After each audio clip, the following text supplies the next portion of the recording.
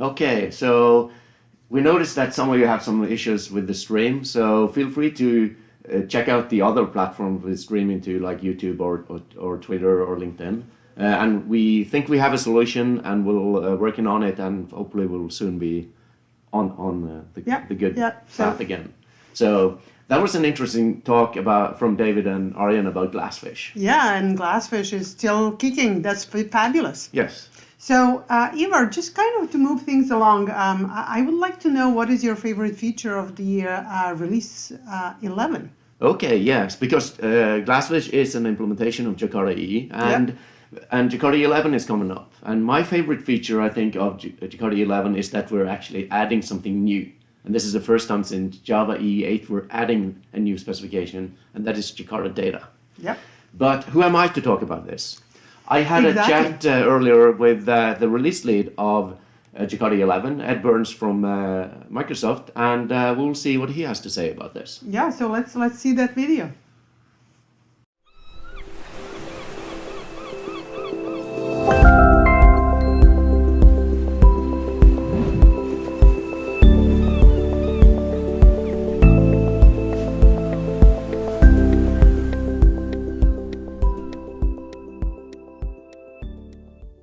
All right. My name is Ivar Grimstad, and I'm here with a special guest today. And Hello. would you like to introduce yourself? Hi, my name's Ed Burns, and I work as the principal architect for Java on Azure at Microsoft. And I'm very happy to be here at Jakarta Livestream today. My role for Jakarta EE11 is to be the release co-coordinator. And this is an exciting role that offers a lot of interaction with the community. It offers a lot of chance for impact. And it also demonstrates Microsoft's commitment to Java and to open standards. If I could take a moment to just describe what I mean by that. Microsoft has been investing heavily in Java for a long time, at least the last 5 years, longer even. And we are sponsoring Jakarta EE as a member, and we are also donating my time to be the release co-coordinator. And part of that role is to meet with the platform team every week and sort of drive things forward to keep things on track and to sort of be a go-between between the platform team and the specification committee, and to some extent also the steering committee, and reporting the milestones, reporting what we're doing, and keeping things on track for EE11. So let's go into Jakarta EE11. All right. So what's the status of Jakarta EE11 right now? Sure. At this very moment, all of our component specifications, there are upwards of, 18 to 20 component specifications in varying degrees of completion. We're working towards the first milestone release. And I want to bring forward one of the biggest non-functional concerns in EE11, and that is the time aspect of it. We are trying to bring to the Jakarta EE world the same kind of regular release cadence that the Java SE team has now accustomed the entire Java world to. I remember years ago when they introduced the release cadence where they had the LTS releases and the feature releases, there was quite a bit of controversy. But I think now when we look back on it, we can see, yes, that was a huge, important, good idea for the health of the Java platform as a whole. And we are trying to take a page from that playbook in what we're doing with the Jakarta EE11. So this release will have release milestones, and we're trying to have the release cadence as close as possible to when the most recent LTS release was. So that was September. Big news for the Java world, Java 21 is out, and big news for the Jakarta EE world, Jakarta EE11 is taking Java 21 as a baseline. Yeah, and that's a very interesting thing actually, because usually traditionally Java EE and Jakarta EE has kind of been the backwards looking, the backwards compatible, the stable platform, and now we're taking the lead on actually requiring Java 21. That is true, but I want to make sure everyone is aware that we have in no way abandoned our commitment to backward compatibility and stability.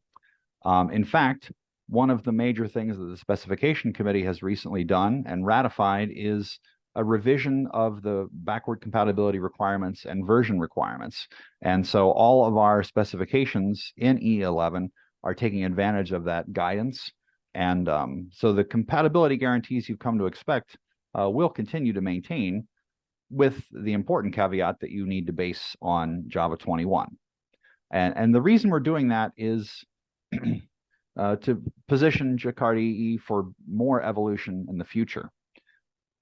Right. Yeah. So 11, you mentioned there are a lot of specifications that are approaching their milestones, or maybe even have produced their milestones. And there is one specification in 11 that kind of catches my eye when I see it on the list, and that is Jakarta Data.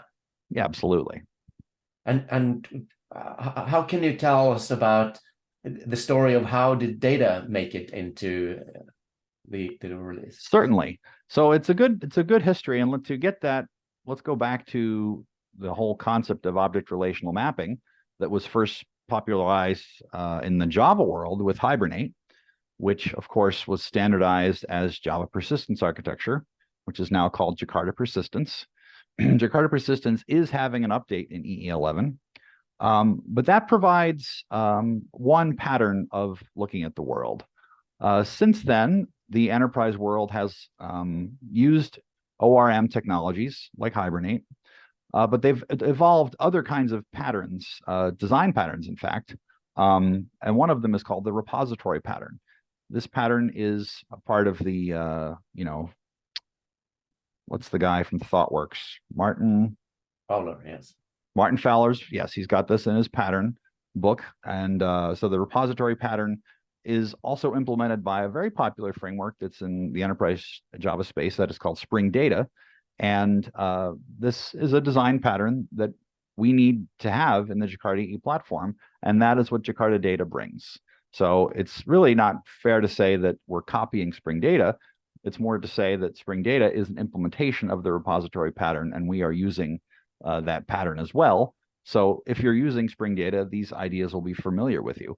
And most importantly, Nathan Rao, the IBM spec lead who's working on this, is working with, in good faith and good practice, the luminaries from the world. So Gavin King is involved in this. The Spring people are involved in this as well. And it's finally gotten to the point where we have, good collaboration from all of the vendors on a Jakarta EE standard. This is something I want to observe. In my previous time at Oracle, there was always some kind of notion that, well, Oracle is the owner of this thing. And even though I know in practice that JCP was providing an open framework, open standards, and for the specifications that I led, and others as well, others were leading, they were doing collaboration in good faith. There was still this undeniable fact that Oracle was the owner of the stuff. Now, in Jakarta EE, that is not the case anymore. So there is no corporate entity that is exercising authoritative control over what goes in and what goes out. It is using the true community process. So I believe that we're seeing greater collaboration from vendors that might have had a little more held things back in the past for that reason, because it's now a part of Eclipse. That's good. And Jakarta Data will drastically simplify how developers can access data. It provides a nice, easier to use way to do it. Yeah. It's certainly not a new idea, right? So, but it's new to have it in the Jakarta EE platform, and it's long overdue to have it in that toolkit. Exactly. So, anything else in the Jakarta EE11 release that you would like to point out? Sure. So the big ticket feature in Java 21, of course, is Project Loom virtual threads, and server-side Java, such as Jakarta EE, obviously needs to be massively concurrent. So the Jakarta concurrency utilities are taking advantage of Project Loom, and that is a big thing to be able to say, right? You're going to get a major performance boost, both from the API itself, but also being able to use the virtual thread constructs in your own code. And the concurrency utilities provide that level of safety to do concurrent programming in a way that is more manageable and more reasonable. Yeah. So, and anything else about the Jakarta E11 release you want to talk about today, or? Well, we'd like to make sure you respond to the surveys from the session today. And we want to hear from you because we're building the software, but we need the people to use it. So we'd like to hear, are we addressing your concerns? Are we solving the right problems? And, if there's anything that we're missing, let us know. That's a very good thing. And we also run these yearly developer surveys that we will encourage people to participate in, but also to join the platform calls, join the mailing list and the issue trackers, and tell us what we're like you said, what we're doing wrong and what we're doing right. Sure. Yeah. We have a very nice Jakarta EE contributor guide that you can take a look at. And also I want to give out a shout to the Jakarta EE Ambassadors Program that's run by my colleague Reza Rahman, also a Microsoft Java expert. And that's a great way to get involved too. Yeah. So it's been a great talking to you about the Thanks, release. Ivar. So one final question. What do you do for fun when you're not producing Jakarta EE specifications? Or well, people might know me from the Java world as a null pointer. So that the null pointers was and is, in fact, a pickup party band of Java champions and others that we would have the opportunity to play at various Java conferences that we were all attending. So music is certainly my side thing that I enjoy the most. So you always bring your instrument when you go to conference? Always. Yeah, that's right. So whenever you see Ed at a conference, just tell him to play something for you. That's right. All right. Probably tell you when the next gig is for the null pointers. Yeah. All right. Thank you very much. And thank you for being here. All right. Happy to be here.